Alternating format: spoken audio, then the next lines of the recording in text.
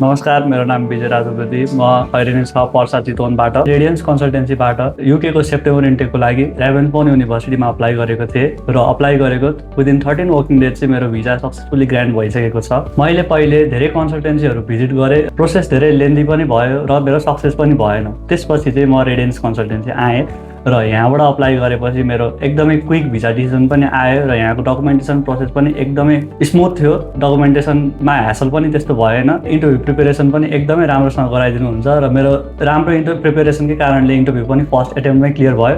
जे क्वेसन सोधे पनि विदिन अ मिनटै रिप्लाई गर्नुहुन्थ्यो, जसले गर्दा मेरो डकुमेन्टेसन प्रोसेस पनि निकै नै सजिलो पनि भयो र मेरो विदिन 13 डेज नै मेरो भिजा ग्रान्ट भएको छ। हजुरहरू जुनै पनि कन्ट्री अप्लाई गर्न लाउनु भएको छ भने यहाँ रेडियन्स कन्सल्टेन्सी भिजिट गरेर यहाँको काउन्सिलिङ गर्नुभयो भने तपाईँहरूको भिजा पनि मेरो जस्तै नै ग्रान्ट हुनेछ। Thank you so much Radiance.